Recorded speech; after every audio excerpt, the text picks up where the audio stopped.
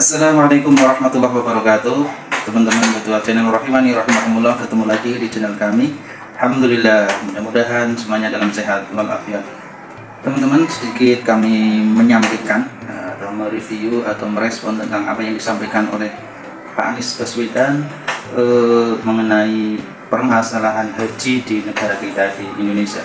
Ini menarik teman-teman, di mana beliau ini punya gagasan ingin memperbaiki proses haji yang ada di Indonesia, di mana sama-sama kita pahami ini luar biasa biaya haji pada saat ini.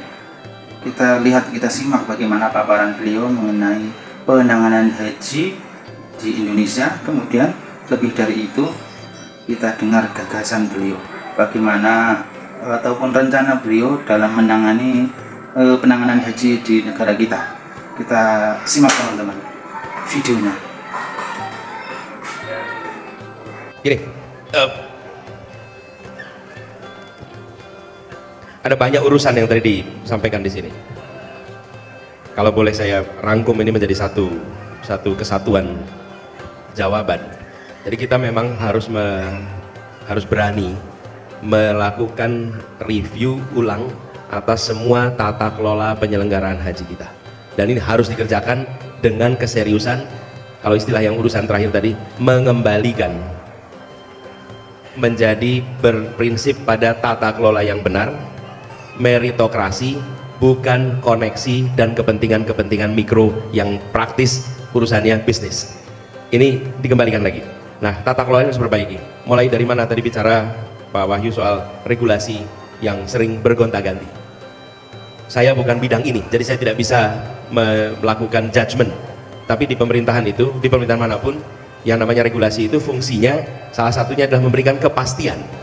Kalau regulasi itu bergonta-ganti, maka dia tidak memberikan kepastian. Buat apa ada regulasi kalau gonta-ganti? Kan fungsi regulasi adalah memberikan kepastian. Jadi ini harus dikembalikan pada fungsi asalnya. Lalu Pak Firman dari soal pengelolaan dananya, kami cukup optimis Pak, kalau ada kemauan dan keberanian untuk mengelola dana haji ini secara lebih baik, rasanya kita akan bisa memberikan porsi yang lebih besar dari yang sekarang, sehingga beban biaya bagi calon jamaah haji menjadi jauh lebih kecil, dan jangka panjang makin hari makin bisa lebih kecil karena dana yang terkumpul harusnya bisa menjadi yang dikelola bisa lebih besar. Kemudian WNI, soal ibu aja udah punya hotel, masa negara nggak punya tempat? Swasta aja punya, masa negara nggak punya? Ya. Dan ini yang sampaikan Pak Saiful tadi. Jadi gini Pak, ini cerita belakang layar dikit nih. Saya di Saudi ngobrol dengan beberapa petinggi di sana, bicara tentang reformasi. Lalu mereka menyebut, Pak Anies, kami siap untuk membantu Indonesia, apapun yang dikerjakan. Allahu Akbar. Kami siap. Lalu yang beliau sampaikan, kami ini ada 3 negara Pak, yang kami ini sangat sulit, karena mafianya kuat sekali Pak. Oke. Tidak ada 3 negara, saya tidak sebutkan yang 2-nya, tapi yang satunya Indonesia. Dan itu dikatakan oleh salah satu orang yang paling tinggi dalam urusan ini. Dan ketika disampaikan, jadi kalau dari, kata beliau gini, kalau dari sisi Anda mau membereskan total, kami siap untuk membantu Anda membereskan yang ada di Saudi. Dan itu dikatakan secara sangat terbuka. UPN tahu persis kalau di sana mengatakan akan bereskan, ya diberesin bener, betul nggak? Mereka bilang kami mau melakukan, tapi kami nggak mau masuk ke wilayah yang menjadi wilayahnya Indonesia. Tapi kalau dari sisi Indonesia yang mau membereskan, kami akan bantu untuk membereskan. Iya. Jadi sebenarnya di sana juga tahu siapa yang suka main apa, di mana dapat berapa, kapan, siapa, berapa besar, gitu kan? Bocor. Istilah kan gini, who gets what, when, where, how much, gitu kan? Nah, ini harus dikembalikan.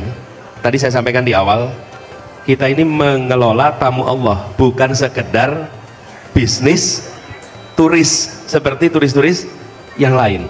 Jadi itu. Nanti kita coba lihat. Dan tadi Pak Saiful cerita tentang ini problem Pak Saiful, problem namanya ordal Pak. Ini yang perubahan yang kita bawa itu mau mengembalikan dari koneksi ke meritokrasi, sehingga kesempatan itu diberikan kepada siapa? Kepada mereka yang berprestasi, bukan kepada mereka yang punya koneksi. Nah, ini yang harus dikembalikan.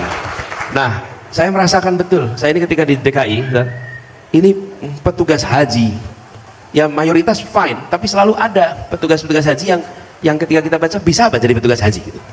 Ada pertanyaan, bisa nggak jadi petugas haji? Iya, masuk nih. Kok bisa gitu jadi petugas haji? Sudah saatnya ini dibuka, menjadi transparan. Apa sih lawannya dari manipulasi? Lawannya apa? Transparansi. Begitu dibuka, transparan siapa yang bertugas, kompetensinya apa, latar belakangnya apa, ya, maka publik akan mengawasi. Kami rekrutmen siswa di sekolah itu di Jakarta menjadi rapi bukan karena diawasi oleh negara, tapi diawasi oleh seluruh orang tua yang ada di Jakarta. Yang membuat rapi kenapa? Karena seluruh orang tua ngelihat ini kalau ada yang aneh-aneh kami lapor. Nah, mudah-mudahan nanti apa yang disampaikan Pak Saiful bisa kita bereskan. Amin. Soal maskapai nanti dibahas saja, itu teknis menurut saya bisa diatur. Dan izin, begini, negeri ini negeri yang terlalu banyak izin. Ya. Seakan-akan apa ya, formalitasnya itu luar biasa. Saya juga merasakan itu nih, ini perjalanan jadi apa, ikut kontestasi ini. Harus aja izin dari dokter dinyatakan sehat. Padahal ujian kesehatan ini sesungguhnya adalah mengikuti kampanye dan tidak sakit. Kan itu ujian sesungguhnya. Jadi ujian sebuah badan usaha itu bukan ditentukan dapat izin atau tidak, ditentukan ketika dia masuk ke pasar dia bisa survive atau tidak. Jadi jangan screeningnya itu di fase perizinan, screeningnya adalah ketika dia masuk ke dalam pasar. Begitu masuk ke pasar dia bisa menjalankan usaha dengan baik, otomatis dia akan survive. Hari ini yang survive yang punya izin, yang punya potensi tapi tidak punya izin, masuk saja nggak bisa. Padahal kita tahu rumus keberhasilan di dalam pelayanan secara total adalah kalau ada ruang untuk kompetisi. Kalau ruang kompetisi dibuka, maka kita akan menyaksikan tingkat pelayanan yang makin hari makin baik. Dan itu menguntungkan siapa? Menguntungkan rakyat kita. Jadi saya sependapat ini soal izin. Apa sih sesungguhnya izin? Kenapa kok negara sering harus memberikan izin? Begini sekalian, negara itu harus melindungi warga. Ketika seseorang mau membangun usaha, maka ada unsur-unsur perlindungan kepada rakyat yang diwakilkan lewat negara. Karena itu harus mengurus izin. Karena sifatnya untuk melindungi. Tapi izin itu bukan sifatnya untuk menyulitkan dan membuat pemegang kewenangan itu menjadi penguasa. Nanti insya Allah mindsetnya kita ubah satu-satu. Ini PR besar misalnya. Karena salah satu PR besar Republik ini itu memegang kewenangan itu seperti punya perusahaan. Seakan-akan ini bidang usahanya. Padahal itu wewenang atas nama negara, bukan usaha di bidang perizinan. Kira-kira begitu ya. Nanti kita bereskan sama-sama. Alhamdulillah teman-teman, itulah gagasan Pak Anies, bagaimana beliau punya hajat atau punya keinginan besar untuk bagaimana memperbaiki proses haji di negara kita. Mudah-mudahan video ini bermanfaat. Wassalamualaikum warahmatullahi wabarakatuh.